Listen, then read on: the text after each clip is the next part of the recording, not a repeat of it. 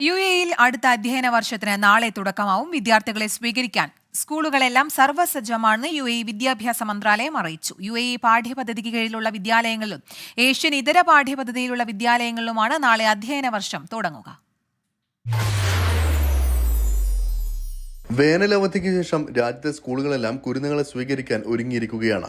UAE പാഠ്യപദ്ധതിക്ക് കീഴിലുള്ള വിദ്യാലയങ്ങളിലും Asian ഇതര പാഠ്യപദ്ധതിയിലുള്ള വിദ്യാലയങ്ങളിലുമാണ് പുതിയ അധ്യയന വർഷത്തിന് തുടക്കമാവുക.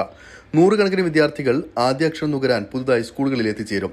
ഏഷ്യൻ പാഠ്യപദ്ധതിയിലുള്ള വിദ്യാലയങ്ങളിൽ രണ്ടാം പാദത്തിനും തുടക്കമാകും.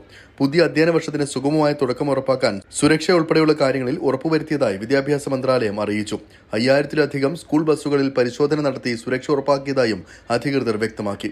സ്കൂൾ തുറക്കുന്ന ആദ്യ ദിനങ്ങളിൽ സർക്കാർ മേഖലയിലെ ചില ജീവനക്കാർക്ക് ഫ്ലെക്സിബിൾ ജോലി സമയം ഉൾപ്പെടെ അധികൃതർ അനുവദിച്ചിട്ടുണ്ട്.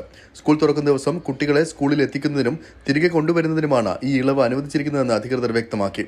അതേസമയം നഴ്സറിയിലും കിൻഡർഗാർട്ടനിലും പഠിക്കുന്ന കുട്ടികളുള്ളവർക്ക് അധ്യയന വർഷത്തിലെ ആദ്യ ആഴ്ച മുഴുവൻ ഈ ഇളവ് പ്രയോജനപ്പെടുത്താമെന്നും അധികൃതർ വ്യക്തമാക്കി. 24 ദുബായ്.